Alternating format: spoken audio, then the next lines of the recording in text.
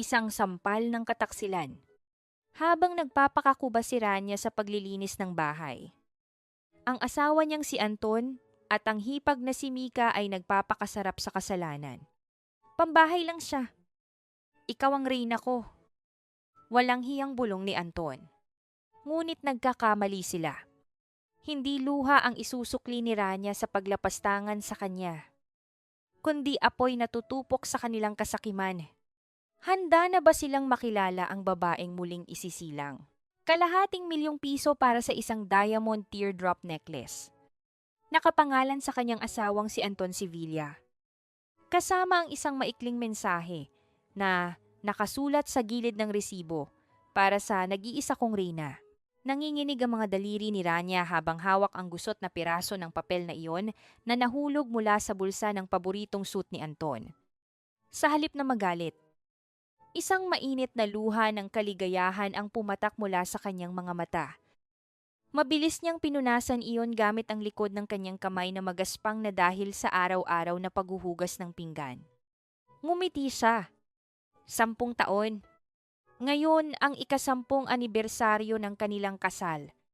Sa loob ng isang dekada. Inakala niyang hindi napapansin ni Anton ang lahat ng kanyang sakripisyo. Ngunit heto ang patunay. May inihandang sorpresa ang kanyang asawa. Maingat niyang ibinalik ang resibo sa bulsa ng suit. Mabilis siyang bumalik sa kusina. Hindi alintana ang init na nagmumula sa malaking oven at ang malagkit na singaw ng nilulutong kaldereta. Balot siya ng lumang apron. Pawisan ng noo. At amoy bawang ang kanyang mga kamay. Subalit ang bawat paghiwa niya sa mga gulay ay may kasamang himig ng pag-asa. Naghanda siya ng isang marangyang salo-salo para sa pagbisita ng buong pamilya Sevilla ngayong gabi. Gusto niyang maging perpekto ang lahat bago ibigay ni Anton ang kwintas. Nang magsimulang dumating ang mga bisita, sinalubong sila ni Rania ng matamis na ngiti. Unang pumasok ang kanyang biyenan na si Doña Carmela. Suot ang paboritong perlas at mamahaling pabango na umaalingaw-ngaw sa buong sala. Humalik si Rania sa pisngi ng matanda. Ngunit mabilis na umatras si Doña Carmela. Bahagyang tinatakpan ang ilong. Ay nako, Rania. Sana naman nagpalit ka ng damit bago kami dumating. Amoy sibuyas ka na naman. Hindi ka ba nahihiya kay Anton na ang asawa ng CEO ay mukhang katulong? Kinagat ni Rania ang kanyang ibabang labi. Pilit na pinanatili ang ngiti. Opo? Magpapalit po ako maya-maya pagkatapos iserve ang pagkain. Inisip na lamang niya ang kwintas. Ang patunay na kahit anong sabihin ng kanyang biyenan, mahal siya ng kanyang asawa. Saktong pag-ikot niya. Bumukas ang malaking pintuan at pumasok si Anton. Kasunod ang nakababatang kapatid nitong si Carlos. At ang asawa ni Carlos na si Mika. Si Mika ay parang isang modelo na naglalakad sa red carpet. Nakasuot ng hapit na itim na bestida na nagpapatingkad sa kanyang maputing balat. Ngunit hindi ang damit ni Mika ang nagpatigil sa pagtibok ng puso ni Rania. Doon, nakasabit sa mahabang leeg ni Mika, ay ang kumikinang na diamond teardrop necklace. Para bang huminto ang ikot ng mundo. Nanlamig ang buong katawan ni Rania. Ang tire tray na hawak niya ay muntik nang dumulas mula sa kanyang nanginginig na mga kamay. Pilit niyang ipinikit ang kanyang mga mata. Umaasang namalikmata lang siya. Ngunit nang muli niya itong imulat, naroon pa rin ang mga diamante. Tila tinatawanan ang kanyang kahangalan. Ang ganda naman ng kwintas mo. Mika? Nakangiting papuri ni Anton sa sariling hipag. Ang boses nito ay may kakaibang lambing na matagal nang hindi naririnig ni Rania. Bagay na bagay sa reyna ng gabi. Salamat. Kuya Anton. Malagkit na tugon ni Mika. Sabay haplos sa kwintas na may kasamang makahulugang tingin kay Anton. Regalo to ng isang taong napakahalaga sa akin. Naramdaman ni Rania ang pag-akyat ng pait sa kanyang lalamunan. Parang may mabigat na bato na dumagan sa kanyang dibdib. Pinipigilan siyang huminga.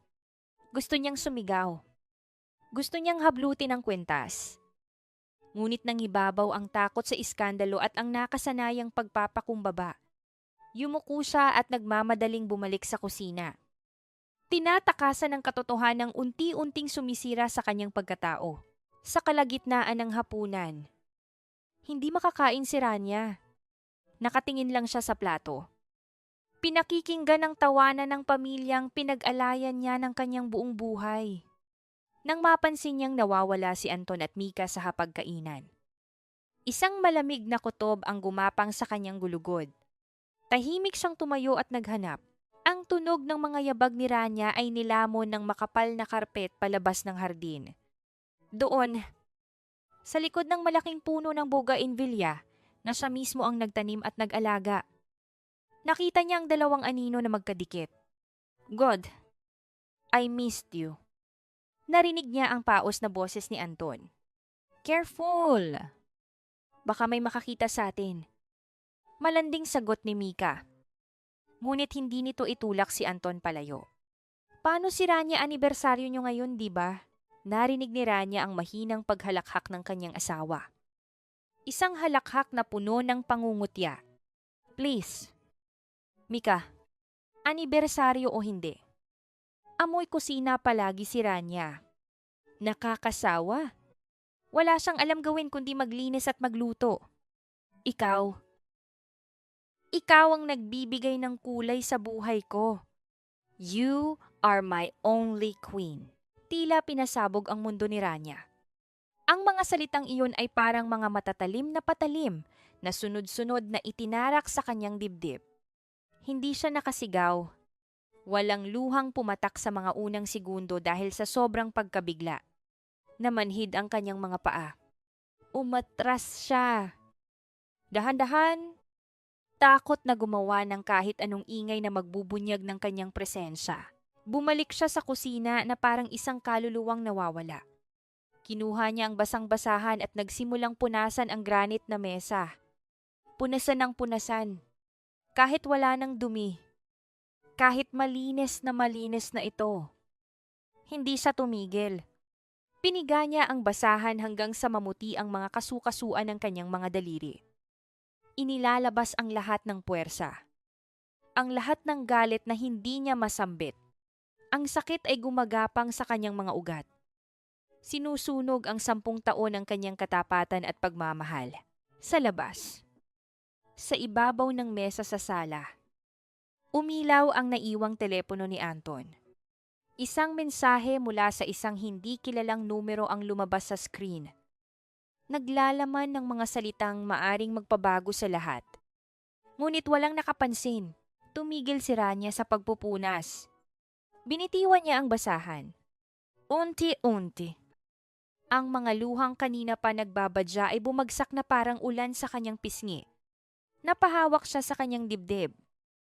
Doon sa tapat ng kanyang pusong naghihingalo sa sakit. Nakatayo siya doon. Nag-iisa sa gitna ng kusinang naging kulungan niya. Habang umalingaw-ngaw ang tunog ng tawanan mula sa hardin. Bakit? Anton humihikbing bulong niya sa kawalan. Saan ako nagkulang? Ate Rania. Nasaan na ang dessert natin? Kanina pa kami naghihintay dito. Baka naman nakatulog ka na sa kusina. Ang boses ni Mika ay parang isang matalim na aspile na tumutusok sa pandinig ni Rania. Puno ng mapang-uyam na kagalakan. Huminga ng malalim si Rania. Mabilis na pinunasan ang mga huling bakas ng luha sa kanyang mga pisngi gamit ang dulo ng kanyang apron. Kinuha niya ang tray ng leche flan na masusi niyang inihanda ng buong hapon. Paglabas niya sa sala. Ang lahat ay tila bumalik sa normal, isang huwad na normal. Nakaupo si Anton sa gitna ng sofa. Ang kanyang postura ay puno ng kapalaluan. Habang si Mika naman ay nakasandal ng bahagya sa direksyon nito. Tinitiyak na ang bawat galaw niya ay nagpapakitang gila sa suot na diamante. Dahan-dahang inilapag ni Rania ang bawat platito sa harap ng mga bisita. Nang matapat siya kay Mika. Sinadya nitong itaas ang kanyang kamay upang ayusin ang buhok. Dahilan upang mas lalong magliwanag ang kwintas sa ilalim ng chandelier. Ang ganda talaga nitong bigay ni Carlos. Hindi ba, Ate Rania? Sabi niya. Deserve ko raw ang ganito kamahal na regalo dahil ako ang inspirasyon niya sa trabaho. Nakangiting wika ni Mika habang nakatingin ng diretso sa mga mata ni Rania. Tumingin si Rania kay Carlos. Ang kanyang bayaw ay nakayuko lamang. Ang mga kamay nito ay nakahawak ng mahigpit sa baso ng alak. At ang kanyang mga mata ay umiiwas sa kahit na kanino. Walang kibo si Carlos. Tila isang ribulto na walang magawa sa harap ng kasinungalingan ng kanyang asawa. Alam ni Rania ang totoo. At ang pananahimik ni Carlos ay mas lalong nagpadagdag sa bigat ng hanging kanyang nilalanghap. Opo. Napakaganda. Tanging naisagot ni Rania sa mahinang boses. Na tila nagmumula sa ilalim ng lupa. Ang bawat salita ay parang asidong bumabagsak sa kanyang sariling dila. Iyan ang sinasabi ko sa'yo, Rania. Singit ni Doña Carmela habang tinitikman ang pagkain. Dapat ay matuto ka kay Mika kung paano mag-ayos ng sarili. Hindi puro gawaing bahay ang inaatupag. Tingnan mo ang sarili mo. Kahit anong ganda ng bahay na ito, ikaw ang nagmumukhang mantsa sa sala. Natawa ng mahina si Anton habang humihigop ng kape. Hindi niya man lang tiningnan ang kanyang asawa. Ang bawat pangungutya ay tinatanggap ni Rania ng walang kibo. Parang isang pader na unti-unti nang nagkakalamat ngunit pinipilit pa ring tumayo. Excuse me po. Kailangan ko lang mag-ayos sa banyo. Paalam ni Rania. Halos tumakbo siya patungo sa pinakamalayong banyo sa itaas na palapag. Pagkapasok niya. Mabilis niyang nilak ang pinto at sumandal dito. Doon. Sa gitna ng katahimikan ng marmol at mamahaling kagamitan. Dinaluhong siya ng isang matinding panginig. Napakapit siya sa lababo. Ang kanyang mga kuko ay kumakalmot sa malamig na porselana. Ang kanyang hininga ay naging mababaw at mabilis. Parang isang hayop na nasasaktan at walang mapuntahan. Tumingin siya sa salamin. Nakita niyang isang babaeng tila hindi na niya kilala ang mga mata ay lubog. Ang balat ay maputla. At ang labi ay tuyot. Ito bang babaeng nagsakripisyo ng kanyang karera bilang arkitekto para lamang maging isang tagasilbi sa pamilyang hindi naman siya itinuturing na tao? Isang hindi sinasadyang galaw ang nagpabagsak sa isang basong kristal na nakapatong sa gilid ng lababo. Ang tunog ng pagkabasag nito ay tila isang malakas na sigaw sa loob ng tahimik na silid. Ang mga peraso ng kristal ay kumalat sa sahig. Kumikinang na parang mga diamante sa leeg ni Mika. Dahan-dahang lumuhod si Rania. Sa halip na matakot, pinulot niya ang isang matulis na bahagi ng basag na kristal. Hinawakan niya ito ng mahigpit. Hinahayaan ang matalim na dulo nito na bumaon sa kanyang palad hanggang sa makaramdam siya ng hapdi. Ang mainit na dugo ay unti-unting dumaloy sa kanyang mga daliri. Isang tunay na pakiramdam sa gitna ng lahat ng pagkukunwari sa labas ng pintong iyon. Mas masarap ang sakit na ito kaysa sa sakit ng kataksilan. Lumipas ang mga oras at umalis na ang mga bisita. Naiwan ang mag-asawa sa kanilang malawak at malamig na silid. Nakahiga si Anton. Abala sa kanyang telepono. Habang si Rania ay dahan-dahang nag-aalis ng kanyang tsinelas sa gilid ng kama. Anton, tawag ni Rania. Ayan o Diyos ay tila isang mahinang ihip ng hangin. Ano na naman pagod ako? Rania, marami kaming pinag-usapan ni Carlos tungkol sa kumpanya. Sagot ni Anton nang hindi man lang tumitingala. Masaya ka ba, tanong ni Rania habang nakatingin sa likod ng kanyang asawa? Binitawan ni Anton ang kanyang telepono at lumingon ng may inis sa mukha. Ano bang klasing tanong yan? May bahay ka? May pagkain ka? Binibigyan kita ng panggastos. Ano pa bang hinahanap mo? Huwag mo akong simulang dramahan dahil anibersaryo natin. Masyado akong abala para sa mga ganyang bagay. Humiga si Anton at tinalikuran ng kanyang asawa. Mabilis na pinatay ang lampara sa kanyang tabi. Ang kadiliman ay bumalot sa silid. Ngunit ang mga mata ni Rania ay nanatiling dilat. Nakatingin sa anino ng mga puno sa labas ng bintana. Ang katahimikan ay nababasag lamang ng malalim na paghinga ni Anton, na kalaunan ay naging mahinang hilik. Sa gitna ng kanyang pagkakahimbing, isang pangalan ang lumabas sa mga labi ni Anton. Isang bulong na tila isang sumpa sa pandinig ni Rania. Mika. Mika? Naramdaman ni Rania ang pagtigil ng kanyang sariling puso. Ang huling piraso ng kanyang pag-asa ay tila sumabog at naging abo. Isang giyera ang nagsisimula na sa loob ng kanyang pagkatao. Isang giyera na walang ingay ngunit puno ng determinasyon. Hindi na siya iiyak para sa lalaking ito. Ang bawat patak ng kanyang dugo sa banyo kanina ay nagsilbing binyag para sa isang bagong Rania. Dahan-dahan siyang bumangon at naglakad patungo sa bintana. Tinitingnan ang malawak na bakura na unti-unting nilalamon ng gabi. Ang kanyang mukha ay wala ng emosyon. Parang isang diamanting kasing tigas ng bato. Ang sikat ng araw na tumatama sa bintana ng kusina ay hindi nagdala ng init sa pakiramdam ni Rania. Maaga siyang nagising, bago pa man tumilaok ang mga manok, upang simulan ang kanyang nakasanayang tungkulin. Habang ang buong bahay ay balot pa ng katahimikan. Ang kanyang mga kamay ay abala na sa pag-aayos ng almusal ni Anton, ang paborito nitong sinangag. Malasado na itlog at barakong kape na kailangang eksakto ang pait. Bumaba si Anton na nakasuot na ng kanyang mamahaling business suit. Ni hindi siya tumingin kay Rania nang maupo ito sa hapagkainan. Sa halip na pasasalamat, isang makapal na asul na folder ang pabagsak niyang inilapag sa ibabaw ng mesa.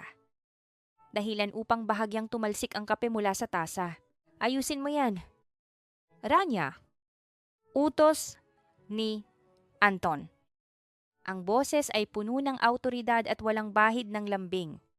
Nagkakaproblema ang mga structural engineer sa Paraiso Project. Masyadong komplikado ang hiling ng kliyente sa main lobby. You know what to do? Kailangan ko ang final draft bago ang meeting ko mamayang alas 5. Tinitigan ni Rania ang folder. Ang Paraiso Project ang pinakamalaking kontrata ng Sevilla Construction na maglulunsad kay Anton bilang hari ng real estate sa bansa. Ngunit ang katotohanang tanging silang dalawa lamang ang nakakaalam ay ito ang bawat linya. Bawat anggulo. At bawat henyong ideya sa likod ng proyektong iyon ay hindi nanggaling kay Anton. Nanggaling iyon sa utak ni Rania. Ang dating top-notcher na civil engineer na piniling ibaon ang sariling pangarap para lamang magsilbing anino ng kanyang asawa. Si Anton, gagawin ko. Maikling sagot ni Rania habang tinitimplahan ang sariling emosyon. Good. Huwag kang magkakamali. Rania, milyon-milyon ang nakataya rito. Isipin mo na lang na itong pambayad mo sa marangyang buhay na ibinibigay ko sa'yo. Dagdag pa ni Anton bago mabilis na nilisan ng bahay. Ang papalayong tunog ng makina ng kanyang kotse ay tila isang hudyat para kay Rania na simulan ng kanyang lihim na trabaho. Matapos ang mabilis na pagliligpit, naupo si Rania sa maliit na mesa sa sulok ng kanyang silid. Sa loob ng ilang oras, ang amoy ng bawang at sibuyas ay napalitan ng amoy ng papel at tinta. Ang kanyang mga mata ay nagliwanag sa talas ng kanyang pag-iisip. Ang bawat guhit ng kanyang lapis ay tila isang tula ng lohika at sining. Sa loob ng silid na iyon, hindi siya ang aping asawa. Siya si Engineer Rania Sevilla, ang tunay na arkitekto ng tagumpay ng mga Sevilla, ngunit sa kalagitnaan ng kanyang pagtatrabaho. Kailangan niyang buksan ang laptop ni Anton upang kunin ang mga sukat ng lote. Habang naghahanap ng file, napansin niya ang isang folder na nakatago sa pinakailalim ng system files. May pamagat itong M.A. Dahan-dahan. Sa gitna ng mabilis na tibok ng kanyang puso, binuksan ni Rania ang folder. Ang bawat file na lumalabas sa screen ay parang isang sampal na mas masakit pa sa tinitiis niyang mga pangungutya. Mga litrato ni Anton at Mika sa Paris noong nakaraang buwan ng panahon na sinabi ni Anton na nasa Cebu siya para sa isang seminar. Mga resibo ng mga mamahaling hotel. Mga alahas. at mga regalong hindi man lang nagawang ibigay ni Anton sa kanya sa loob ng 10 taon. Ngunit ang pinakamayapang nakita niya ay isang PDF file, isang kontrata ng insurance na nagkakahalaga ng 10 milyong piso. Ang beneficiary, hindi si Rania, kundi si Mika Sevilla. Naramdaman ni Rania ang lamig na gumagapang mula sa kanyang mga paa hanggang sa kanyang ulo. Ang kanyang mga kamay, na kanina lang ay napakahusay humawak ng lapis, ay nagsimulang manginig. Inilaan niya ang kanyang talino para payamanin ang lalaking nagpaplano na pala ng kanyang sariling kamatayan sa aspeto ng emosyon at pinansyal. Kinuha niya ang isang maliit na USB mula sa kanyang drawer. Sa gitna ng katahimikan ng silid, tanging ang mahinang pag-andar ng fan ng laptop ang naririnig. Isa-isang kinopya ni Rania ang lahat ng ebidensya, ang bawat litrato, bawat resibo, at ang insurance policy. Ang kanyang mukha ay naging kasing tigas ng semento. Ang bawat copying na lumalabas sa screen ay tila isang hakbang patungo sa kanyang kalayaan. Eksaktong 4:00 ng hapon nang tumunog ang telepono ni Rania. Si Anton. Tapos na ba, bungad agad nito? Wala man lang kumusta. Tapos na. Anton, lahat ng problema sa lobby. Naayos ko na. Handang-handa na ang lahat para sa'yo. Sagot ni Rania. Ang kanyang boses ay naging kasing lamig ng yelo. Magaling. Ipadala mo na agad sa email ko. At siguraduhin mong walang nakakakita niyan. Alam mo naman ang usapan natin. Wika ni Anton bago mabilis na ibaba ang tawag. Nanatiling nakatingin si Rania sa screen ng kanyang laptop. Hindi lang ang disenyo ng Paraiso Project ang natapos niya ngayong araw. Natapos na rin ang panahon ng kanyang pagiging bulag. Inilagay niya ang USB sa loob ng isang maliit na locket na suot niya sa leeg. Itinago ito sa ilalim ng kanyang damit, malapit sa kanyang puso. Sa labas, ang langit ay unti-unting nagiging kulay ube. Isang babala ng paparating na unos. Ang malakas na panginginig ng telepono sa ibabaw ng sahig na kahoy ay bumasag sa katahimikan ng madaling araw. Hindi pa nakakatulog si Rania. Nakaupo siya sa gilid ng kama. Nakatingin sa kawalan habang hinahaplos ang maliit na locket sa kanyang leeg. Sa bawat pag-ugong ng cellphone, tila may kuryenteng gumagapang sa kanyang dibdib. Hello ang mahina niyang sagot. Mrs. Sevilla. Mula po ito sa St. Jude Medical Center. Ang asawa niyo po na si Mr. Anton Sevilla ay isinugod dito sa emergency room. Naaksidente po ang kanyang sasakyan sa may Skyway. Hindi naramdaman ni Rania ang pagbagsak ng telepono sa carpet. Ang kanyang katawan ay naging manhid. Ngunit hindi dahil sa pag-aalala, kundi dahil sa isang kakaibang pakiramdam ng katarungang hindi niya inaasahan. Mabilis siyang nagmaneho patungo sa ospital. Ang kalsada ay balot pa ng hamog at ang mga poste ng ilaw ay tila mga piping saksi sa kanyang pagmamadali. Pagdating sa emergency room, ang amoy ng kloro at ang malamig na bugso ng aircon ang sumalubong sa kanya. Isang nurse ang lumapit. Ang mukha ay bakas ang pagod. Mrs. Critical pa po ang kondisyon ni Mr. Sevilla. May mga bali siya sa tadyang at matinding tama sa ulo. Maigi na lang at mabilis na rumesponde ang mga bumbero. Paliwanag ng nurse. Bahagya itong huminto. Tila nag-aalangan. Siyangga pala. May kasama po siyang babae sa sasakyan. Ayon sa mga saksi, nakalabas ang babae at mabilis na sumakay ng taxi bago pa dumating ang mga awtoridad. Mukhang hindi ito masyadong nasaktan. Pero iniwan niya ang asawa niyo. Isang mapait na ngiti ang dumaan sa mga labi ni Rania. Alam niya kung sino ang babaeng iyon. Ibinigay ng nurse ang isang plastic bag na naglalaman ng mga gamit ni Anton ang kanyang relo. Pitaka. At ang dugo ang suit. Habang hinahalughog ni Rania ang bulsa ng coat, may isang bagay na nalaglag sa sahig. Isang maliit na puting perlas na hikaw. Itinapat ni Rania ang hikaw sa ilaw ng ospital. Ito ang kapares ng hikaw na suot ni Mika sa gabi ng kanilang anibersaryo.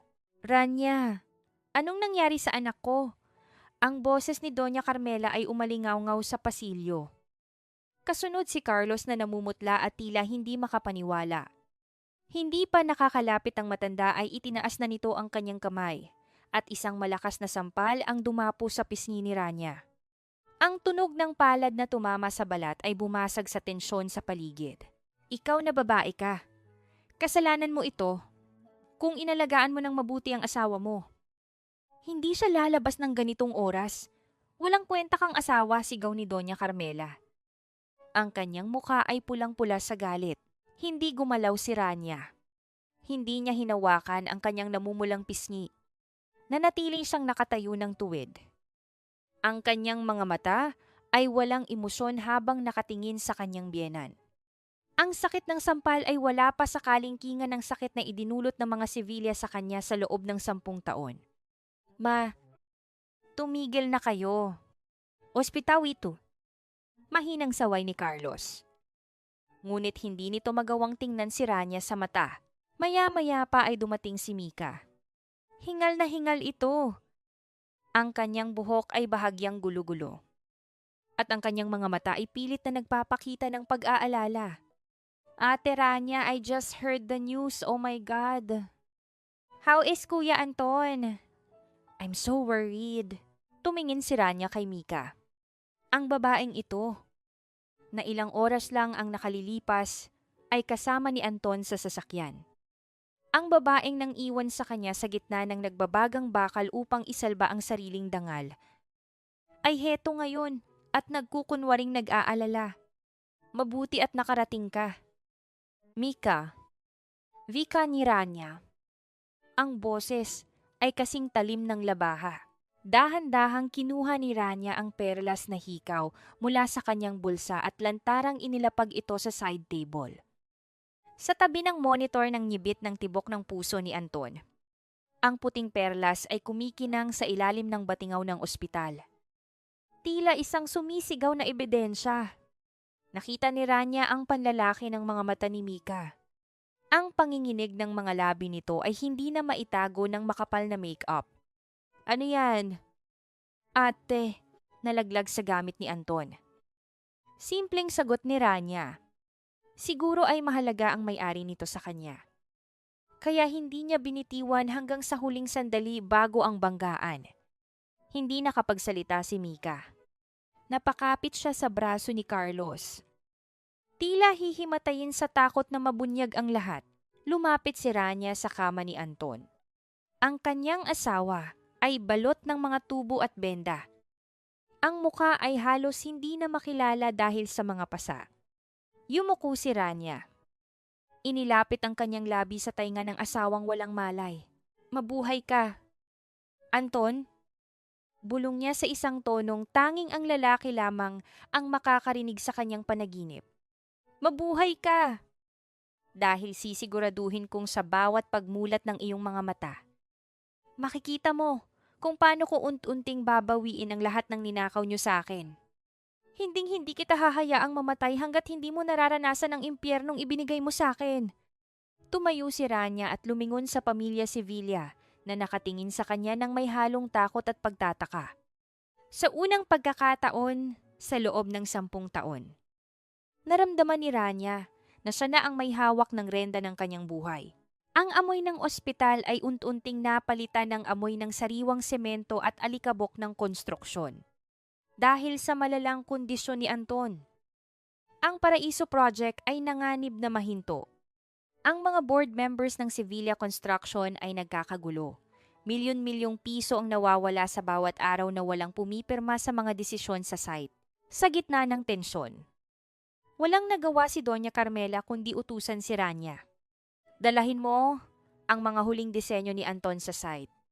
Ipakita mo sa mga katuwang nating kumpanya na kontrolado pa rin natin ang sitwasyon. Huwag kang magsasalita ng hindi kailangan. Rania, ibigay mo lang ang mga papel at bumalik ka agad dito. Nang makarating si Rania sa malawak na lupain kung saan itatayo ang paraiso, tila huminto ang kanyang mundo. Ang tunog ng mga heavy machinery at ang makapal na usok ng mga makina ay hindi nakakairita sa kanya. Sa halip, ito ay tila isang musikang matagal na niyang hindi naririnig. Sa loob ng 10 taon, itinatago niya ang kanyang lisensya sa ilalim ng mga resibo ng grocery. Ngunit ngayon, ang bawat hakbang niya sa lupang ito ay nagpapaalala sa kanyang tunay na pagkatao. Mrs. Sevilla kami po, ang engineering team ng partner firm. Bati ng isang lalaki. Lumingon si Rania at doon ay nakita niya ang isang pamilyar na mukha. Suot ang isang puting hard hat at may hawak na mga plano. Nakatayo ang isang lalaking may matipunong pangangatawan at mga matang puno ng katalinuhan. Si Leo, isang dating junior engineer sa kumpanyang pinagtatrabahuhan ni Rania bago siya nagpakasal. Rania, ang boses ni Leo ay puno ng pagkagulat. Ngunit mabilis itong napalitan ng isang tapat na ngiti. I mean, Mrs. Sevilla, ikaw palang ipinadala nila. Leo, ikaw pala ang engineer in charge dito. Tugon ni Rania. Bahagyang nahihiya sa kanyang hitsura na tila isang asawang nagdadala lamang ng merienda. Pumasok sila sa makeshift office sa site. Ang mga lalaking engineer sa loob ay nagtatawanan. Ngunit agad na tumahimik at nagpalitan ng makahulugang tingin nang makita si Rania.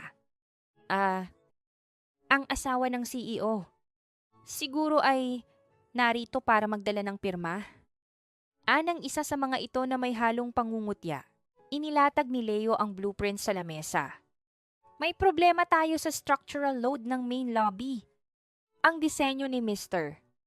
Sevilla ay hindi kakayanin ang bigat ng glass dome na gusto ng kliyente. Kailangan nating baguhin ang pundasyon. Pero aabutin tayo ng buwan bago makagawa ng bagong kalkulasyon. Tinitigan ni Rania ang plano. Sa loob ng ilang segundo, ang kanyang utak ay gumana ng mas mabilis kaysa sa kahit anong computer. Nakita niya ang pagkakamaling sadyang inilagay niya roon upang subukan si Anton. Ngunit nakalimutan niyang itama bago ang aksidente. Hindi siya nakapigil. Kinuha ni Rania ang isang pulang ballpen mula sa bulsa ni Leo. Ang mga engineer sa paligid ay nagulat. Ang ilan ay napatawa pa ng mahina. Ngunit bago pa sila makapagsalita, ang kamay ni Rania ay mabilis na gumalaw sa ibabaw ng asul na papel. Hindi nyo kailangang baguhin ang pundasyon. Vika ni Rania. Ang kanyang boses ay naging matatag at puno ng awtoridad. Kung ililipat nyo ang load-bearing beam sa anggulong ito at gagamit kayo ng cantilever support sa bahaging ito, ang bigat ay mahahati ng pantay. Hindi nyo kailangan ng 1 buwan. Sa loob ng 3 araw, maaari na kayong magbuhos ng semento. Ang buong silid ay binalot ng matinding katahimikan. Ang tanging naririnig ay ang mahinang pag-ikot ng electric fan sa sulok. Isa-isang tiningnan ng mga engineer ang ginawa ni Rania. Ang kanilang mga mukhang puno ng pangungutya ay napalitan ng matinding pagkamangha. Perfecto. Bulong ni Leo. Hindi inaalis ang tingin kay Rania. Ang galing! Gaya pa rin ng dati. Matapos ang pulong, sinamahan ni Leo si Rania palabas. Habang naglalakad sa ilalim ng mainit na araw, kumuha si Leo ng isang bote ng malamig na tubig at ibinigay ito kay Rania. Hindi mo ba namimiss ang pagiging arkitekto at inhenyero? Rania, tanong ni Leo. Ang kanyang mga mata ay nakatuon sa malayo. Sa mga itinatayong haligi ng gusali. Sayang ang talino mo. Ikaw ang pinakamahusay na nakilala ko noon. Bakit mo hinayaang maging anino ka lang? Napatigil si Rania. Ang tanong ni Leo ay parang isang susi na nagbukas sa isang pinto sa kanyang puso na matagal na niyang ipininid. Minsan, kailangang pumili. Leo, at maling landas ang napili ko. Hindi pa huli ang lahat. Tugon ni Leo. Lumapit siya ng bahagya. Sapat na upang maramdaman ni Rania ang init ng presensya ng isang taong tunay na rumerespeto sa kanya. Kung kailangan mo ng tulong para makabalik, narito lang ako. Bago sumakay si Rania sa kanyang sasakyan, binuksan ni Leo ang kanyang payong upang harangan ang matinding sikat ng araw para kay Rania. Isang maliit na kilos. Ngunit para kay Rania, ito ay tila isang pagkilala sa kanyang dignidad na matagal nang tinapaktapakan ng mga sibilya. Salamat. Leo, mahinang sabi ni Rania. May napansin ako sa mga designs ni Anton Sevilla nitong mga nakaraang taon. Rania, pahabol ni Leo bago isara ang pinto ng kotse. Masyadong pamilyar ang estilo. Ang bawat kurba. Ang bawat paraan ng paggamit ng espasyo. Alam kong ikaw ang gumawa ng lahat ng yon. Alam kong ikaw ang tunay na utak sa likod ng kumpanyang ito. Nang makaalis ang sasakyan, naiwan si Rania na nakatingin sa rearview mirror. Sa unang pagkakataon, ang kanyang mga mata ay hindi na bakas ng lungkot, kundi ng isang nagbabadyang apoy. Ang tunog ng mga gulong ng wheelchair sa ibabaw ng makintab na sahig na kahoy ay tila isang mabagal na martsya ng kamatayan sa loob ng bahay ng mga sibilya. Nakauwi na si Anton mula sa ospital. Ngunit malayo ito sa dating makapangyarihan at mapagmataas na CEO. Ang kanyang mga binti ay balot pa ng benda. At ang kanyang mukha ay may mga peklat na magsisilbing paalala ng gabi ng kanyang kataksilan. Sa gitna ng sala, si Mika ay abalang-abala sa pag-aayos ng mga unan sa likod ni Anton. May dala itong mangkok ng mainit na selyadong-selyado na sarsa. Ang amoy nito ay humahalimuyak sa buong silid. Kuya Anton, dahan-dahan lang. Tikman mo tong luto ko. Espesyal na recipe ito para mas mabilis kang lumakas. Malambing na wika ni Mika. Ang boses ay parang pulot na may nakatagong lason. Salamat. Mika, mabuti na lang at narito ka. Kung hihintayin ko ang asawa ko, baka mamatay na ako sa gutom bago pa ako makakain. Reklamo ni Anton. Sabay sulyap ng masama kay Rania na noon ay tahimik na nag-aayos ng mga gamot sa gilid. Dumating si Doña Carmela mula sa kusina at agad na hinaplos ang buhok ni Mika. Napakaswerte talaga ni Carlos sa'yo. Mika, napakamaalalahanin mong bata. Hindi gaya ng iba rito na parang tuod kong kumilos. Rania, matuto ka naman sa hipag mo. Kahit busy si Mika sa sarili niyang buhay, nagagawa pa rin niyang pagsilbihan ng asawa mo nang higit pa sa ginagawa mo. Hindi sumagot si Rania. Ipinagpatuloy niya ang kanyang ginagawa. Ang bawat galaw niya ay kalkulado at malamig. Nang maihanda na ang hapunan, naupo silang lahat sa mahabang mesa. Ang atmosfera ay mabigat. Puno ng mga hindi sinasabing salita at lihim na pagkamuhi. Ate Rania, pasensya ka na ha. Pakiramdam ko kasi ay kailangan ni Kuya Anton ng extra care ngayon. Baka pagod ka na rin kasi sa pagpunta-punta sa construction site. Wika ni Mika habang naglalagay ng pagkain sa plato ni Anton. Tumingin ito kay Rania nang may mapanghamong ngiti. Sangga pala. Gusto ko sanang hingin ang recipe mo ng kare-kare. Sabi kasi ni Anton, paborito niya raw iyon. Itinigil ni Rania ang paghiwa sa kanyang karne. Dahan-dahan siyang nag-angat ng tingin. Ang kanyang mga mata ay diretsyong nakatitig sa mga mata ni Mika. See? Mika, ibibigay ko sa'yo ang lahat ng recipe ko. Tutal, mahilig ka naman kumuha ng mga bagay na hindi sa'yo. Hindi ba? Ang katahimikan sa hapagkainan ay naging kasing bigat ng tingga. Ang tunog ng kutsara na tumama sa porselana ay tila isang malakas na putok ng baril sa gitna ng katahimikan. Nanlaki ang mga mata ni Mika. At ang kanyang mukha ay agad na namutla bago napalitan ng isang mapanlinlang na luha. Ano bang ibig mong sabihin? Ate, nagmamagandang loob lang naman ako. Nauutal na sabi ni Mika. Sabay tingin kay Anton para humingi ng saklolo. Rania, Ano bang klasing pananalita iyan? Humingi ka ng paumanhin kay Mika, sigaw ni Anton. Pilit na ibinabangon ang kanyang sarili mula sa pagkakasandal. Bakit ako hihingi ng paumanhin? Anton! Nagsasabi lang naman ako ng totoo. Si Mika ay magaling humanap ng pagkakataon. At ikaw naman, mukhang gustong-gusto mo ang mga espesyal na atensyon niya. Seryosong sagot ni Rania. Tumayo siya. Hindi man lang binawasan ang kanyang pagkain. Paumanhin. Nawalan na ako ng gana. Ipagpatuloy niyo ang inyong masayang pagsasalo. Lalakad na sana si Rania paakyat sa hagdan nang madaanan niya ang mangkok ng sarsang dinala ni Mika. Sa harap ng gulat na mga mata ni na Doña Carmela at Anton. Kinuha ni Rania ang mangkok at dahan-dahang ibinuhos ang laman nito sa pinggan ng kanilang aso na nasa gilid ng pintuan. Kahit ang aso. Hindi basta-basta kumakain ng tira-tira ng iba. Siguraduhin mo lang, Mika, na ang niluluto mo ay hindi nakakalason sa dulo. Bulong ni Rania bago tuluyang tumalikod. Nang makarating sa kanyang silid, hindi humikbi si Rania. Sa halip, kinuha niya ang isang maliit na itim na kagamitan mula sa kanyang drawer, isang high-frequency listening device na binili niya sa tulong ng isang kakilala. Sa gitna ng dilim, dahan-dahan siyang bumaba muli at nagtungo sa silid-aklatan ni Anton. Ang lugar kung saan alam niyang madalas mag-usap ang dalawa kapag akala nila ay tulog na ang lahat. Maingat niyang idinikit ang maliit na aparato sa ilalim ng mabigat na lamesang naroroon. Ang tunog ng kanyang sariling mabilis na paghinga ang tanging naririnig sa silid. Alam ni Rania na ang bawat salitang bibitawan sa silid na ito ay magiging pako sa kabaong ng relasyon ni na Anton at Mika.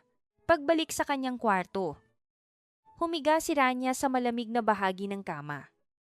Ang tunog ng mahinang pag-ikot ng ceiling fan sa itaas ay tila isang orasan na nagbibilang ng nalalabing sandali ng mga sibilya. Ang katahimikan ng hating gabi ay tila isang mabigat na kumot na bumabalot sa buong mansyon. Ngunit sa loob ng silid ni Rania, ang hangin ay punong-puno ng tensyon. Nakaupo siya sa sahig. Nakasandal sa gilid ng kanyang kama, habang ang mga headphone ay mahigpit na nakapatong sa kanyang mga tainga. Hawak niya ang maliit na receiver. Ang kanyang mga daliri ay nanginginig habang pinipindot ang play button sa recording device na itinanim niya sa silid-aklatan ni Anton.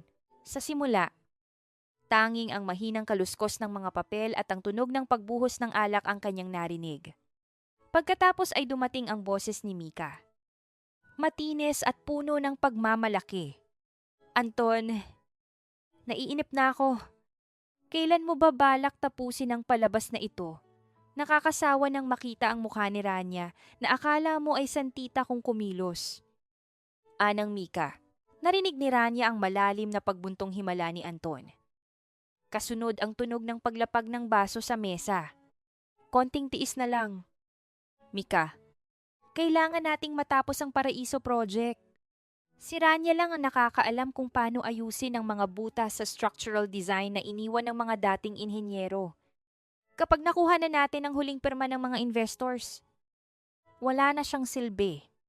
At pagkatapos tanong ni Mika, pagkatapos, ihahain ko ang divorce papers. Pero wag kang mag-alala. Sisiguraduhin kong wala siyang makukuha kahit isang kusing. Inilipat ko na ang karamihan sa mga assets ko sa pangalan mo at sa mga offshore accounts na hindi niya mahahabol. Maiiwan sa kanya ang mansyong ito. Pero punong-puno ng utang at nakasanla sa bangko. Siya ang mananagot sa lahat ng butas ng kumpanya habang tayo ay nagsisimula na ng bagong buhay sa ibang bansa. Tumawa ng malakas si Mika. Isang tunog na parang kuko na kumakamot sa pisara para kay Rania. Ang talino mo talaga. Anton, deserve niya yan sa pagiging masyadong kampante. Akala niya siguro ay sapat na ang pagiging mabuting asawa para manatili sa tabi mo. Binitiwan ni Rania ang mga headphone. Ang bawat salitang narinig niya ay tila mga tipak ng yelo na bumabagsak sa kanyang kaluluwa. Hindi lang siya pinagtaksilan sa kama. Pinaplano siyang itapon sa kalsada na parang isang basahan matapos siyang pigain sa talino at lakas. Ang lahat ng kanyang sakripisyo, ang lahat ng gabing hindi siya natulog para lamang itama ang mga pagkakamali ni Anton, ay gagamitin pala laban sa kanya. Naramdaman ni Rania ang pag-ikot ng paligid. Ang kanyang lalamunan ay nanuyo. At ang bawat hininga niya ay tila may kasamang bubog. Nadapa siya sa sahig. Ang kanyang mga kamay ay humahaplos sa malamig na tiles habang ang mga hikbi na kanina pa niya pinipigilan ay unti-unti nang kumakawala. Hindi ito iyak ng isang biktima. Ito ang tunog ng isang pusong tuluyan ng nadurog at wala nang balak mabuo pa sa dating anyo. Kinaumagahan, lumabas si Rania ng bahay nang walang paalam. Nagtungo siya sa isang maliit na parke. Malayo sa ingay ng lungsod. Doon, sa ilalim ng isang matandang puno ng nara, nakita niya si Leo. Nakatayo ito. Nakasuot ng simpleng t-shirt at maong. Ang mga mata ay bakas ang tunay na pag-aalala. Nang makita ni Leo ang hitsura ni Rania, ang mga matang namumugto at ang balat na tila nawala ng sigla, hindi na siya nagtanong. Lumapit siya at tahimik na inabutan ng panyo si Rania. Doon, sa harap ng tanging tao na rumerespeto sa kanya bilang isang profesional, tuluyang bumigay si Rania. Umapaw ang kanyang mga luha. Ang kanyang mga balikat ay nayayanig sa tindi ng sakit. Leo, lahat ng ginawa ko, lahat ng binigay ko, wala silang itinira sa akin. Pagsusumamo niya sa gitna ng pagtangis. Hindi nagsalita si Leo. Sa halip, dahan-dahan niyang ipinatong ang kanyang malaking palad sa likod ni Rania. Sapat na upang maramdaman nito ang isang matibay na pundasyon ng suporta. Ang bawat banayad na tapik ni Leo ay tila nagsasabing hindi siya nag-iisa. Hinayaan niya lang si Rania na ilabas ang lahat ng lason sa kanyang dibdib. Nang kumalma na si Rania, tumingin siya sa kanyang kamay. Ang gintong singsing sa kanyang daliri ay tila isang tanikala na sumasakal sa kanyang kalayaan. Dahan-dahan, hinila niya ang singsing. Ang balat sa ilalim nito ay may malalim na marka. Isang ukit ng 10 taon ng pagtitiis. Nang tuluyan itong matanggal, naramdaman ni Rania ang isang kakaibang gaan sa kanyang kamay. Tila isang mabigat na pader ang gumuho. Anong gagawin natin? Rania, mahinang tanong ni Leo. Gusto nilang nakawin ang Paraiso Project. Leo, gusto nilang gamitin ang huling piraso ng aking pagkatao para sa kanilang karangyaan. Vika ni Rania, habang pinupunasan ang kanyang mukha. Pero hindi nila alam. Ako ang nagmamay-ari ng bawat guhit ng disenyong iyon. At bago nila ako itapon, sisiguraduhin kong sila ang mawawala ng matitirhan. Tumingin si Leo ng diretso sa kanya. Ang kanyang mga mata ay nagniningning sa determinasyon. Tutulungan kita. May mga kakilala akong abogado na eksperto sa intellectual property. Maari nating irehistro ang mga design sa pangalan mo bago pa nila maisampa ang huling kontrata. Tumayo si Rania. Ang hangin sa parke ay tila nagbigay sa kanya ng bagong lakas. Gawin natin ito.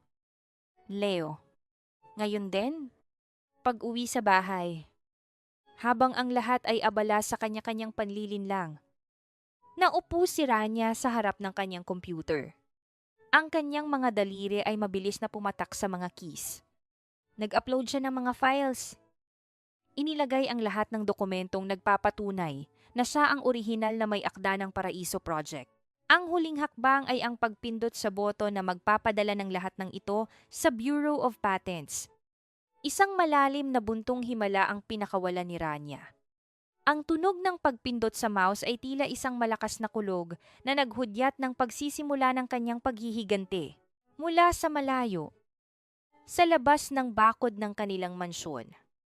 Isang itim na sasakyan ang nakaparada. Ang taong nasa loob nito ay tinitingnan ang bintana ni Rania gamit ang isang binocular. Dahan-dahang itinaas ang kanyang telepono upang tumawag. Sino ang lalaking ito? Rania, ang kapal ng mukha mong magdala ng lalaki sa gitna ng publiko habang ang asawa mo ay nakaratay sa wheelchair. Ang boses ni Anton ay umalingaw-ngaw sa buong sala. Kasing talim ng isang latigo na humahampas sa katahimikan ng bahay. Pabagsak niyang inilapag sa lamesang gawa sa kristal ang ilang mga litrato. Doon, kitang-kita ang pagyakap ni Rania kay Leo sa parke. Ang mga luhang pumapatak sa kanyang pisngi. At ang malambot na paraan ng paghawak ni Leo sa kanyang mga balikat. Katatapos lang ni Rania na magtiklop ng mga damit ni Anton. Maayos niya tong inilagay sa basket. Ang bawat tupi ay perpekto. Isang huling pagtatangka na maging isang mabuting asawa sa kabila ng lahat ng dumi na natuklasan niya. Ang kaibahan ng kanyang marangal na kilos sa maruming paratang ni Anton ay tila isang tinik na bumaon ng malalim sa kanyang lalamunan. Naramdaman ni Rania ang mabilis na pagtibok ng kanyang puso. Hindi dahil sa takot, kundi dahil sa matinding pagkamuhi. Ang kanyang mga kamay ay nanlamig. At ang hangin sa paligid ay tila naging kasing nipis ng papel. Tumingin siya kay Mika, na nakatayo sa likod ni Anton. May hawak na panyo sa kanyang mga mata at nagkukunwaring umiiyak habang ang isang lihim ng ngiti ay nakaukit sa mga labi nito. Nakita ko sila.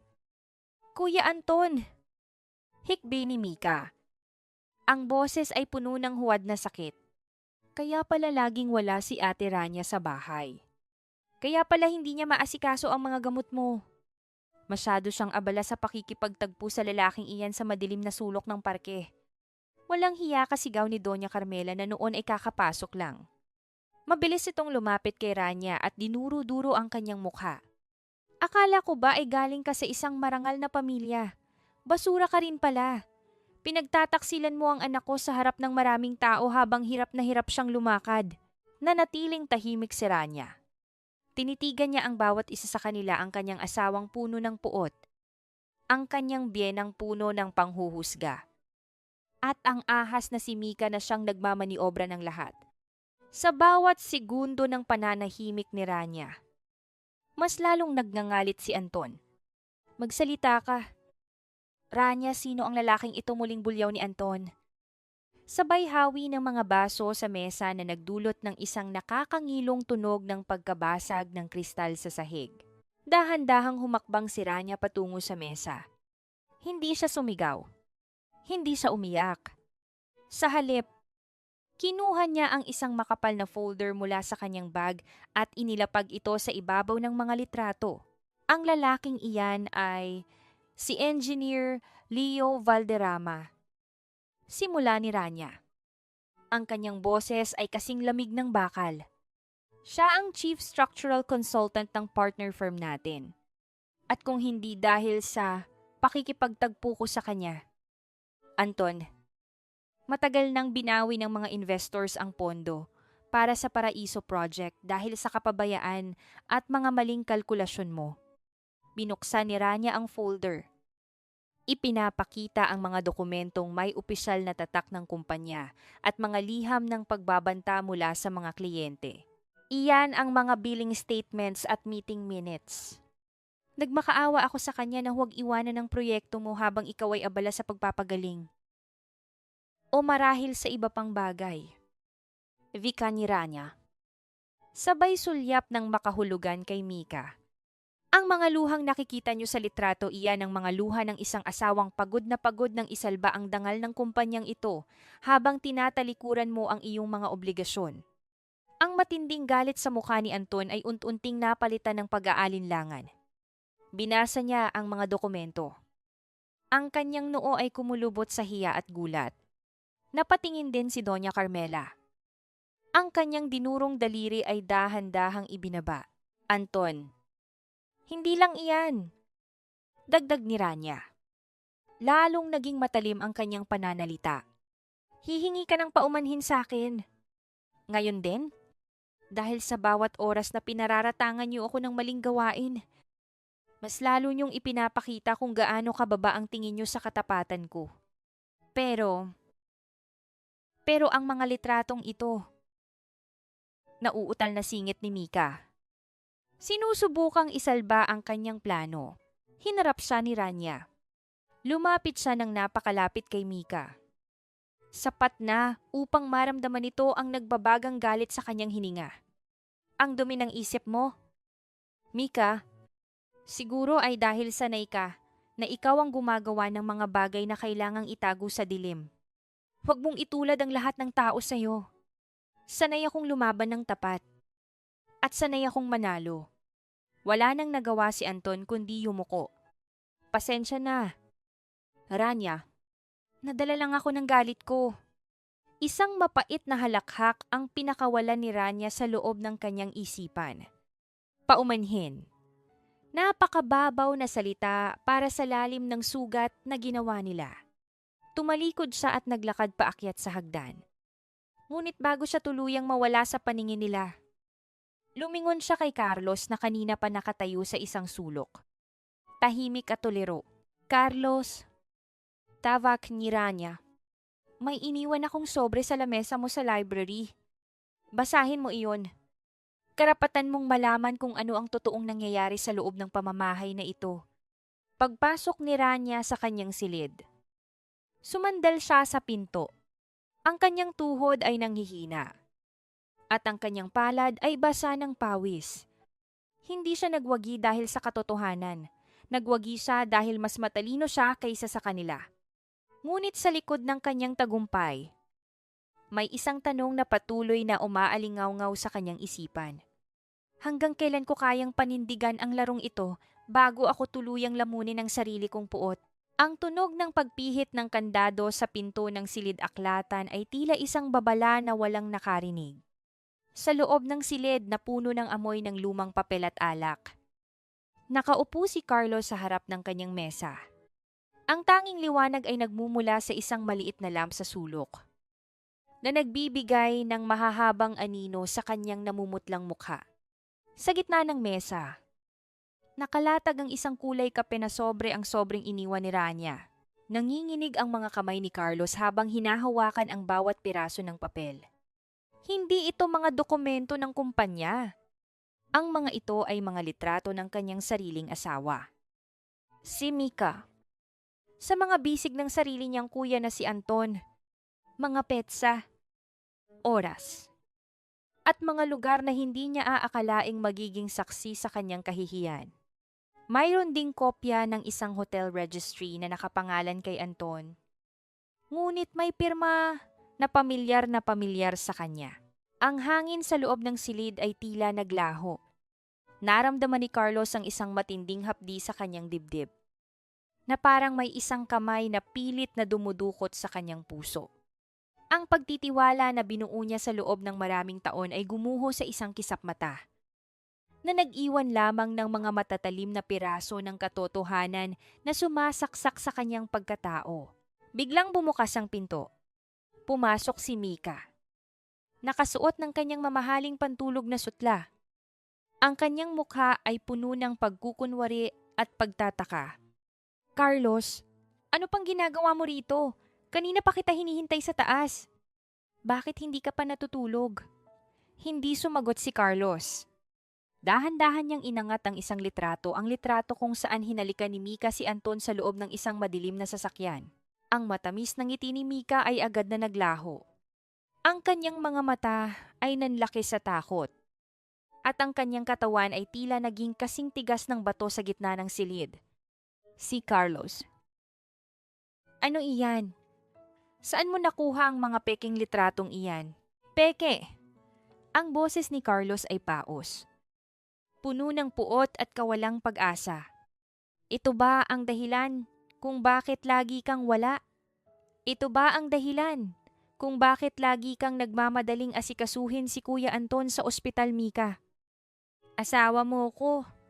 Kapatid ko siya. Mabilis na lumapit si Mika. Lumuhod sa harap ni Carlos at humawak sa kanyang mga binti. Nagsimulang umagos ang kanyang mga luha, ang mga luhang sanay na niyang gamitin upang manipulahin ang kahit na sino. Carlos, makinig ka.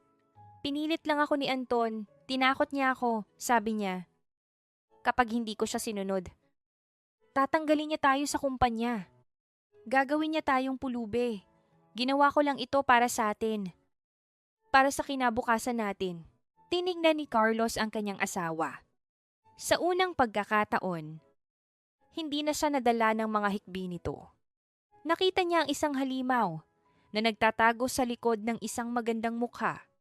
Ginawa mo ito para sa atin. O ginawa mo ito dahil mas gusto mo ang pera at kapangyarihan ni kuya. Galit na tinulak ni Carlos si Mika. Ang tunog ng pagbagsak ni Mika sa sahig ay umalingaw-ngaw sa buong silid. Ngunit wala nang pakiramdam si Carlos. Kinuha niya ang bote ng whiskey sa mesa at diretsong ininom ito. Hinahayaan ng init ng alak na sumunog sa kanyang lalamunan. Umaasang malulunod dito ang sakit na nararamdaman. Sa labas ng silid. Sa dilim ng pasilyo. Nakatayo si Rania. Nakasandal siya sa pader. Naririnig ang bawat sigaw at bawat pagtangis mula sa loob ng silid-aklatan. Ang kanyang mukha ay walang emosyon. Parang isang rebultong nakamasid sa pagbagsak ng isang imperyo. Alam ni Rania ang sakit na nararamdaman ni Carlos. Dahil naranasan niya rin ito. Ngunit alam niya rin kailangang dumaan ni Carlos sa apoy na ito upang magising mula sa kanyang pagkakahimbing. Lumabas si Carlos mula sa silid. Bitbit ang susi ng kanyang kotse. Ang kanyang mga hakbang ay hindi na matatag. At ang amoy ng alak ay humahalo sa amoy ng kanyang galit. Ni hindi niya tinignan si Rania nang madaanan niya ito sa pasilyo. Ang tanging nakita ni Rania ay ang mga matang puno ng kadiliman. Ilang minuto ang lumipas. Narinig ni Rania ang malakas na tunog ng pag-andar ng kotse ni Carlos sa labas ng mansyon. Mabilis itong humarurot palayo. Tila tinatakasan ang isang masamang panaginip na hinding-hindi na niya matatakasan. Bumalik si Rania sa kanyang silid at naupo sa tabi ng bintana. Ang ulan ay nagsimulang pumatak sa salamin. Lumilikha ng mga guhit na tila mga luha ng langit. Ang katahimikan sa loob ng bahay ay muling bumalik. Ngunit ito ay isang katahimikang puno ng panganib. Eksaktong 3:00 ng madaling araw. Tumunog ang telepono ni Rania. Ang pangalan ni Carlos ang lumabas sa screen. Hello? Carlos Anang Rania. Ang kanyang boses ay puno ng kaba. Ang kabilang linya ay balot ng tunog ng malakas na ulan at ang humahagibis na hangin. Pagkatapos, narinig niya ang boses ni Carlos, isang boses na hindi na niya nakikilala. Ito ay malamig, tuyot, at tila nanggagaling sa kabilang mundo. Ate Rania. Tapos ng lahat. Pinatay ko na siya. Pinatay ko na ang demonyong sumira sa buhay natin. Napatayo si Rania. Ang kanyang puso ay tila tumigil sa pagtibok. Carlos, anong sinasabi mo? Nasaan ka, Carlos? Ngunit ang tanging narinig ni Rania ay ang mahabang tunog ng naputol na linya. Kasunod ang nakakabinging katahimikan ng madaling araw. Ang bawat tibok ng puso ni Rania ay tila isang malakas na tambol na umaalingaw-ngaw sa kanyang buong katawan habang mabilis siyang bumababa sa hagdan. Ang malamig na pawis ay namumuo sa kanyang noo. At ang pangalan ni Carlos ay paulit-ulit na sumasagi sa kanyang isipan. Pagdating niya sa pintuan ng silid-aklatan, natagpuan niya itong nakabukas ng malaki. Ang liwanag mula sa loob ay tumatama sa madilim na pasilyo. Hindi patay si Anton. Ngunit ang eksenang bumungad kay Rania ay mas malala pa sa kamatayan para sa isang taong mapagmataas. Ang wheelchair ni Anton ay nakataob sa isang sulok. At ang asawa niya ay nakahandusay sa sahig. Namimilipit sa sakit at takot. Ang kanyang mukha ay may bakas na mga kalmot at pasa. Habang ang kanyang mga mata ay nanlilisik sa sindak. Wala na si Carlos. Ang tanging naiwan ay ang amoy ng whiskey at ang bakas ng isang marahas na komprontasyon. Rania, tulungan mo ko. Ang kapatid mo. Nabaliw na siya. Nauutal na pagsusumamo ni Anton. Ang kanyang mga kamay ay pilit na umaabot sa laylayan ng damit ni Rania. Tumingin si Rania sa kanyang asawa. Wala siyang naramdamang kahit anong awa. Ang nakikita niya ay hindi ang lalaking minahal niya ng 10 taon, kundi Isang sugatang hayop na pilit na kumakapit sa buhay na siya rin naman ang sumira. Dahan-dahan niyang kinuha ang telepono at tumawag ng ambulansya. Ang kanyang boses ay walang anumang emosyon. Parang naguulat lamang ng isang sirang gripo sa kusina. Nang dumating ang mga mediko at mailabas si Anton, naiwan si Rania sa gitna ng silid. Ang gulo ay tila isang sumasalamin sa kanyang sariling buhay. Ngunit alam niyang hindi pa tapos ang laban. Sa kabila ng nangyari, ang kasakiman ni Anton ay hindi natapos. Kinabukasan, kahit nasa loob pa ng ospital, ipinatawag ni Anton si Rania. Kailangan mong tapusin ang disenyo ng shopping mall para sa Paraiso Project. Rania. Anang Anton. Ang boses ay mahina ngunit puno pa rin ng pag-uutos. Iyon ang huling kailangan ng mga investors. Kapag hindi natin iyon naibigay sa loob ng 3 araw, babawiin nila ang lahat ng pondo. Gawin mo ito para sa pamilya natin. Ngumiti si Rania ng bahagya. Isang ngiting hindi umabot sa kanyang mga mata. Opo. Anton, gagawin ko. Sisiguraduhin kong magiging di malilimutan ang huling proyektong ito. Sa sumunod na 3 gabi, ang ilaw sa silid-aralan ni Rania ay hindi namatay. Kasama si Leo sa kabilang linya ng telepono. Muling binuhay ni Rania ang bawat talino at galing na itinago niya sa loob ng 1 dekada. Ang bawat linya ng disenyo ay nilagyan niya ng isang lihim na watermark. Isang watermark na hindi makikita ng ordinaryong mata. Ngunit magsisilbing pirma ng tunay na nagmamay-ari nito sa ilalim ng infrared light. Sa kalagitnaan ng gabi, habang abala siya sa pagguhit, nakaramdam siya ng matinding pagod. Biglang may kumatok sa kanyang pinto. Si Leo. May dala itong isang baso ng mainit na gatas at ilang piraso ng pandesal. Kailangan mong magpahinga. Rania, mahinang sabi ni Leo.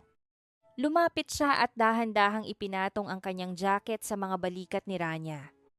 Hindi mo kailangang patayin ang sarili mo para sa kanila. Tumingin si Rania kay Leo. At sa unang pagkakataon, ang kanyang mga mata ay lumambot. Hindi ko to ginagawa para sa kanila. Leo, ginagawa ko to para sa aking sarili. Para makuha ko ang kalayaang matagal ko nang dapat pagmamay-ari. Sandaling tumigil ang mundo para sa kanilang dalawa. Hinaplos ni Leo ang buhok ni Rania. Isang banayad na galaw na puno ng pangako ng proteksyon.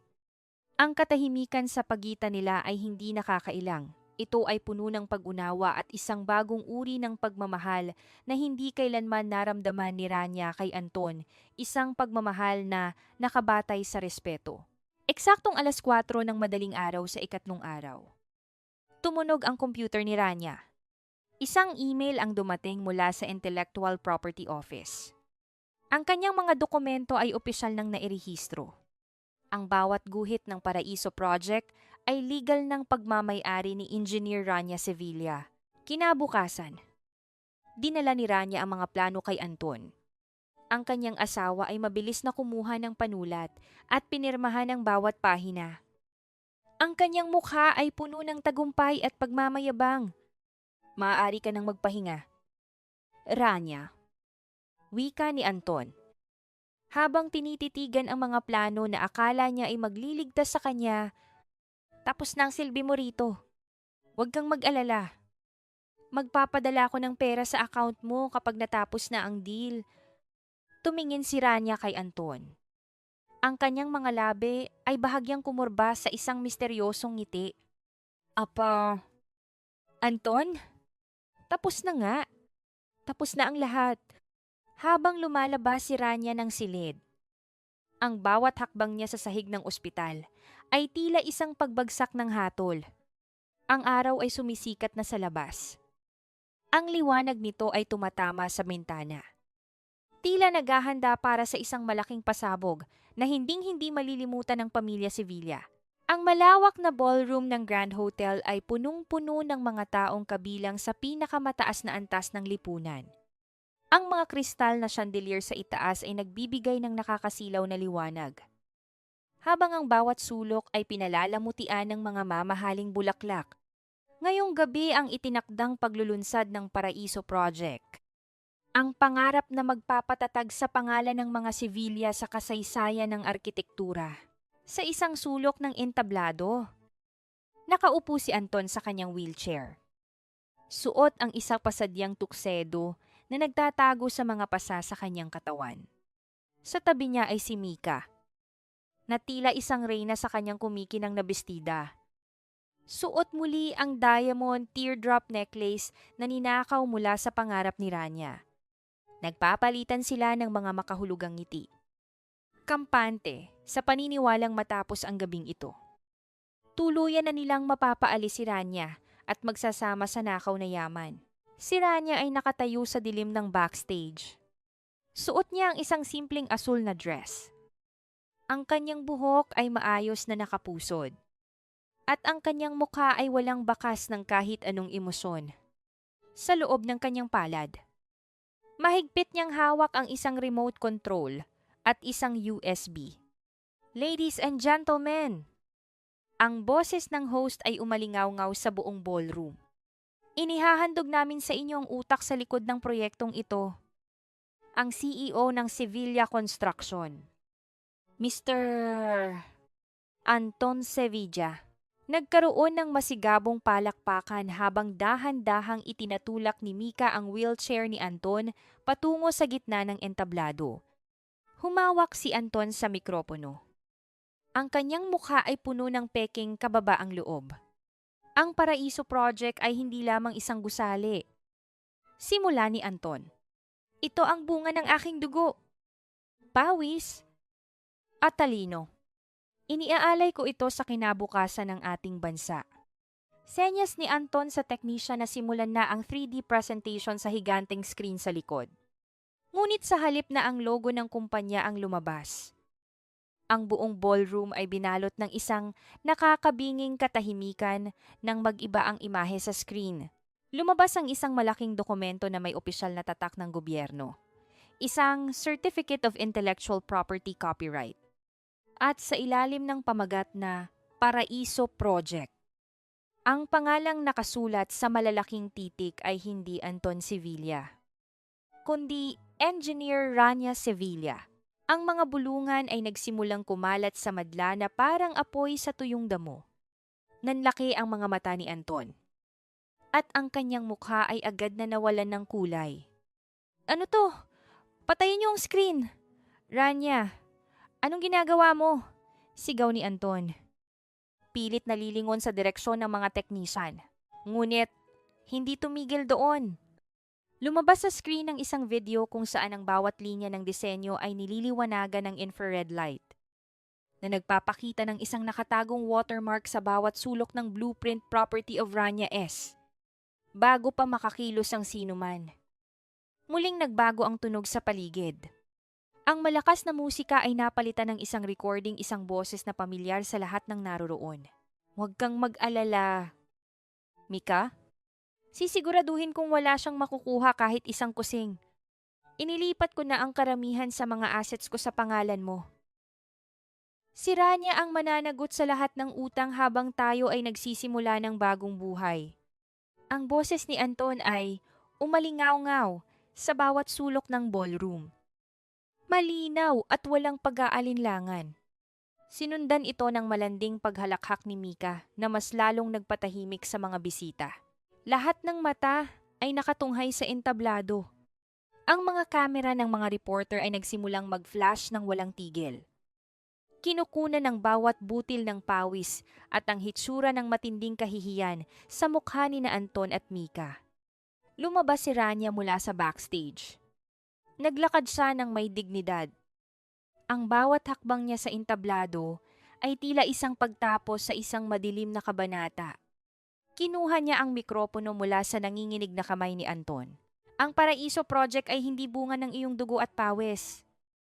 Anton, Vika ni Rania? Ang kanyang boses ay kalmado, ngunit sapat na malakas upang marinig ng lahat. Ito ay bunga ng 10 taon ng aking pananahimik at sakripisyo. At ngayong gabi, Binabawi ko na ang lahat ng sa akin. Ang proyektong ito ay hindi na itatayo sa ilalim ng pangalan ng isang magnanakaw. Walang hiya ka! Isang boses ang sumigaw mula sa unahan. Si Doña Carmela, na noon ay nanginginig sa galit at hiya, ay sumugod sa entablado. Rania, manahimik ka. Sinisira mo ang dangal ng pamilyang nagbigay sa iyo ng lahat. Tiningnan ni Rania ang kanyang biyenan.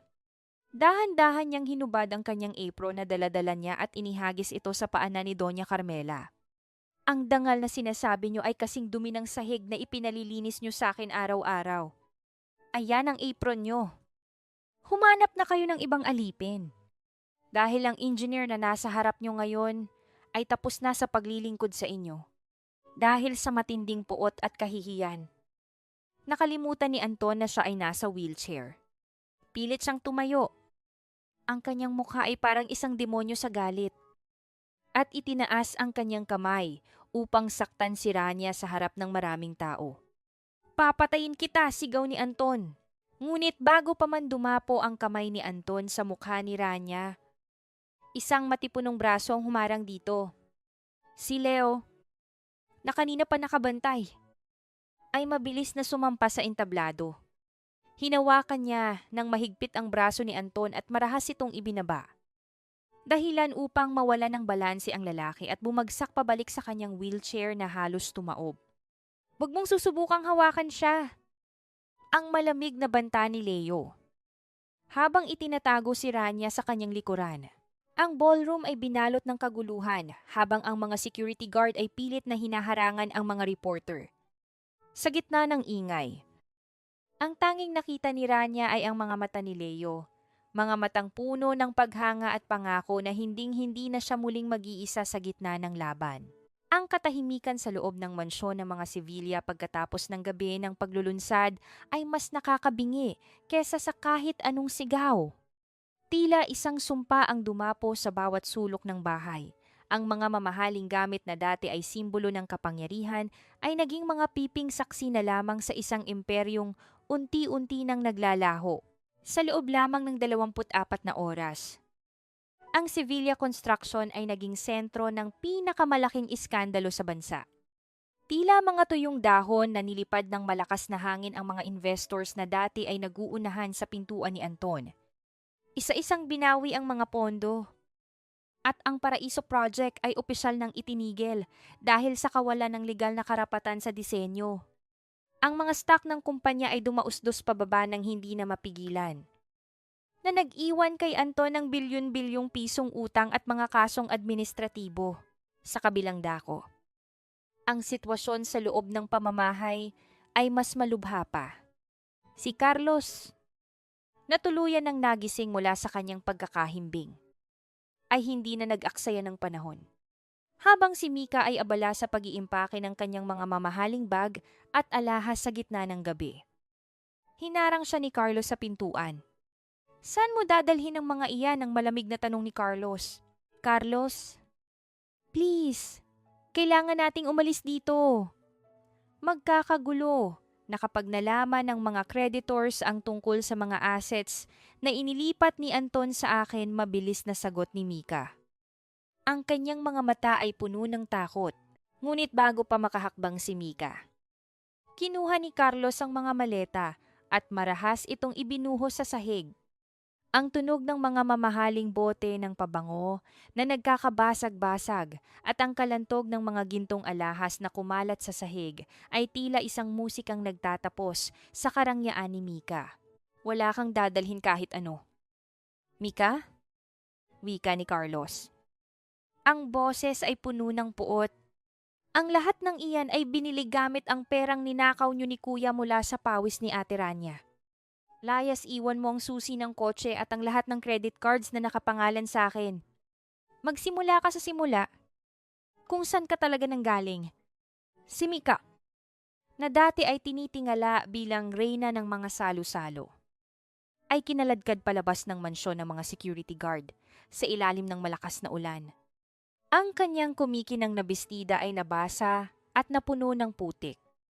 At ang kanyang diamond teardrop necklace ay kinuha ni Carlos bilang ebidensya para sa abogado ni Rania. Naiwan siyang mag-isa sa gilid ng kalsada. Walang pera. Walang kaibigan. At tanging ang kanyang kahihiyan ang nagsisilbing saplot. Samantala, si Anton ay naiwan sa isang madilim at maliit na kwarto sa ospital. Dahil sa pag-freeze ng lahat ng kanyang bank accounts. Inilipat siya sa isang pampublikong ward kung saan ang amoy ng lason at ang ingay ng mga pasyente ang kanyang kasama. Wala na si Doña Carmela upang pagsilbihan siya. Ang kanyang ina ay inatake sa puso dahil sa matinding hiya at ngayon ay nakahiga sa kabilang kwarto. Walang malay at walang nag-aalaga. Isang hapon, habang hirap na hirap si Anton na abutin ang kanyang baso ng tubig. Bumukas ang pinto. Pumasok si Rania. Suot ang isang simpleng puting blusa at maong. Kasama niya ang isang abogado na may hawak na makapal na asul na folder. Rania. Please. Pagsusumamo ni Anton.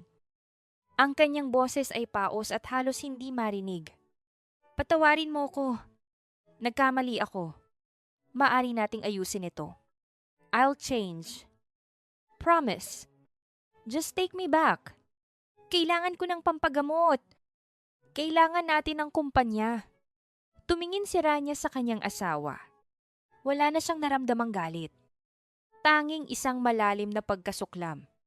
Dahan-dahan niyang inilapag ang mga divorce papers sa ibabaw ng kumot ni Anton. Pumirma ka rito. Anton. Vika ni Rania. Ang kanyang boses ay kasing linaw ng kristal. Ang lahat ng natirang assets ng kumpanya ay kukunin ko bilang boytong sa 10 taon ng aking intelektual na pag-aari na ninakaw mo. Maiiwan sa iyo ang mansyon.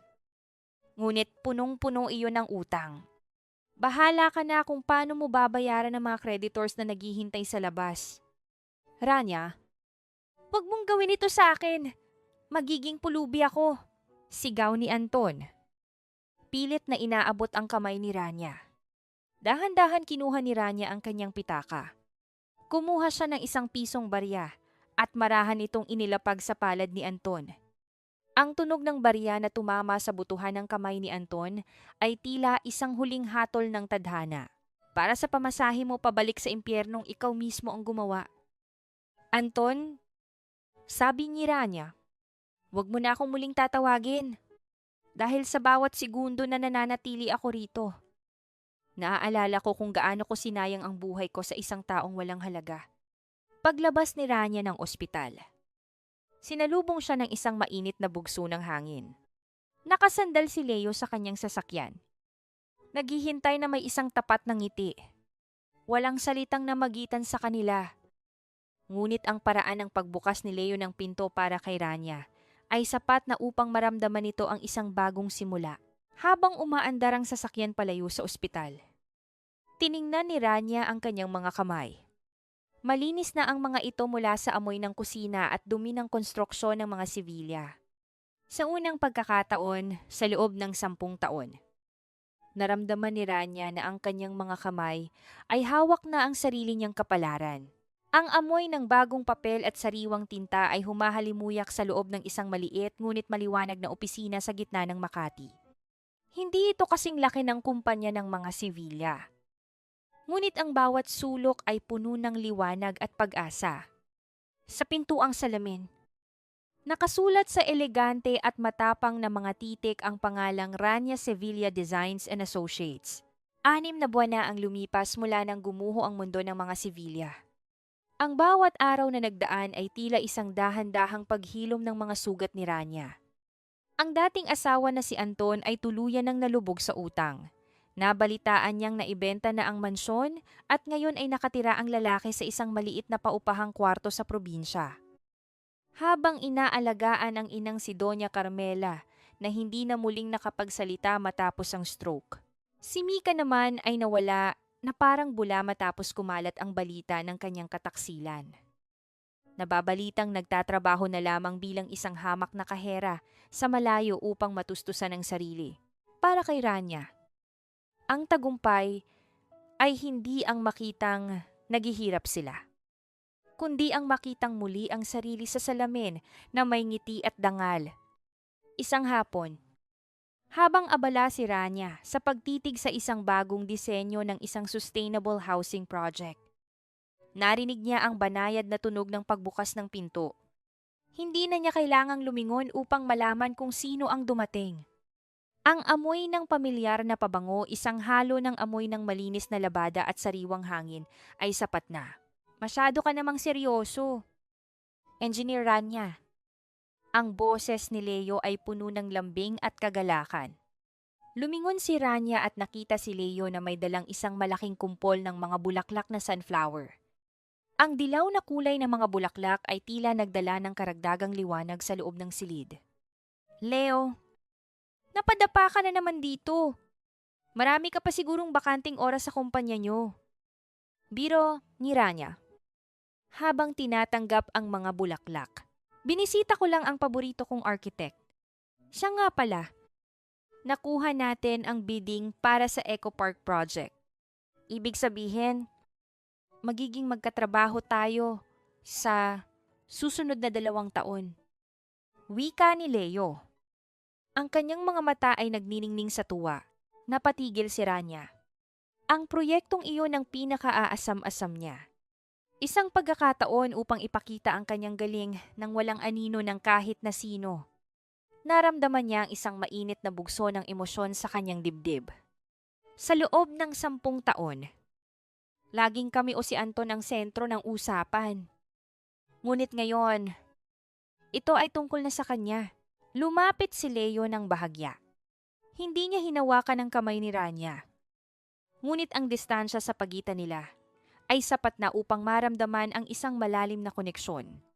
Deserve mo ang lahat ng ito, Rania. At gusto kong malaman mo na hindi lang sa trabaho gusto kitang makasama. Dahan-dahang ipinatong ni Leo ang kanyang kamay sa balikat ni Rania. Isang magaan ngunit matatag na paghawak na nagpaparamdam ng seguridad. Handa akong maghintay. Handa akong maging pundasyon mo hanggang sa maging handa ka ng muling magbukas ng pinto para sa isang bagong pag-ibig. Huminga ng malalim si Rania. Ipinikit niya ang kanyang mga mata at ninamnam ang amoy ng mga bulaklak at ang katahimikan ng kanyang bagong opisina. Ang amoy ng kusina at ang pait ng kataksilan ay malayo na sa kanyang alaala.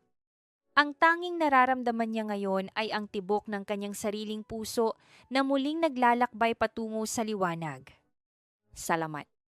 Leo, salamat sa hindi pagsuko sa akin noong ako mismo ay susuko na. Mahinang tugon ni Rania. Tumingin si Rania sa labas ng bintana, kung saan ang araw ay unti-unting lumulubog. Nagbibigay ng ginintuang kulay sa buong lungsod. Alam niyang marami pa siyang kailangang ayusin sa kanyang sarili. Ngunit sa unang pagkakataon, hindi na siya natatakot sa bukas. Handa ka na ba sa bagong kabanata? Rania tanong ni Leo. Sabay abot ng isang baso ng mainit na kape. Ngumiti si Rania. Isang ngiting totoo at abot hanggang sa kanyang mga mata. Handang-handa na. Leo, at sa pagkakataong ito, ako na ang susulat ng sarili kong kwento. 1 taon ang mabilis na lumipas. Tila isang agos ng ilog na dahan-dahang tinangay ang lahat ng dumi at sakit ng nakaraan. Ang sikat ng araw sa hapon ay nagbibigay ng isang ginintuang liwanag sa tuktok ng bagong tayong Eco Park Center. Ang kauna-unahang proyektong ganap na pagmamay-ari at idinisenyo ni Engineer Rania Sevilla. Nakatayo si Rania sa malawak na balkonahe ng gusali. Habang ang hangin ay malayang naglalaro sa kanyang buhok. Hindi na siyang babaeng nakakulong sa kusina. Hindi na siya ang aninong sumusunod sa bawat utos ng pamilya Sevilla. Sa kanyang mga kamay, wala na ang mga marka ng paso mula sa kalan o ang gasgas mula sa pagkayod ng sahig. Sa halip, ang kanyang mga daliri ay may bakas na ng tinta at ang katigasan ng isang taong muling humawak sa sarili niyang tadhana. Nabalitaan niya nitong nakaraang buwan na ang mansyon ng mga Sevilla ay tuluyan ng nailit ng bangko. Si Anton, ayon sa mga sabi-sabi, ay nakatira na lamang sa isang maliit na paupahan. umaasa sa kakarampot na pensyon ng kanyang ina at sa tulong ng ilang kamag-anak na hindi pa tuluyang tumatalikod sa kanya. Si Mika naman ay tuluyan ng naglaho. Isang alaala na lamang ng isang panaginip na naging bangungot. May mga nagtatanong kay Rania, "Napatawad mo na ba sila?" Huminga ng malalim si Rania habang nakatingin sa malawak na tanawin ng lungsod. Ang pagpapatawad, para sa kanya, ay hindi nangangahulugang pagbabalik sa dati. Hindi ito ang paglimot sa ginawa nila. Ang tunay na pagpapatawad ay ang araw na nagising siya at napagtantong hindi na niya kailangang bitbitin ang galit sa bawat paghinga niya. Pinatawad niya ang sarili niya sa 10 taon ng pagtitiis. At pinalaya niya ang kanyang puso mula sa pagkakagapos sa mga taong hindi marunong magpahalaga. Rania. Ang boses ni Leo ay banayad. Parang isang pamilyar na himig na laging nagdadala ng kapayapaan. Naglakad ito patungo sa kanya. Bitbit ang 2 tasa ng kape. Wala itong dalang mga mamahaling diamante o mga pangakong nakakalula. Tanging ang tapat na presensya at ang respeto na matagal nang hinahanap ni Rania. "Iniis mo na naman ba ang nakaraan?" tanong ni Leo habang iniabot ang tasa. "Hindi na." Leo. Nakangiting sagot ni Rania. "Iniisip ko lang kung gaano kaganda ang bukas. Salamat sa pananatili sa tabi ko. Kahit na noong ang tanging kayang ibigay ng puso ko ay mga piraso ng pagkawasak." Dahan-dahang kinuha ni Leo ang kamay ni Rania. Hindi ito isang pag-angkin, kundi isang pag-aalay ng suporta. "Sabi ko naman sa'yo, Rania, ang pundasyong itinatayo natin ay hindi basta-basta guguho. Dahil sa pagkakataong ito, pag-ibig at katotohanan ang pinagsasama natin."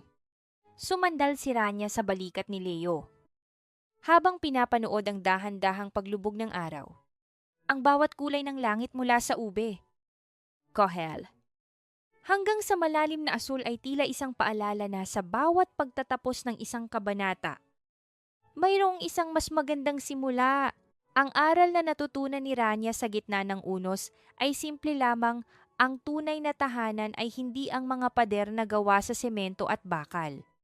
Ang tunay na tahanan ay matatagpuan sa loob ng sariling puso, kung saan nananahan ng dangal, ang lakas, at ang kakayahang muling magmahal pagkatapos madurog.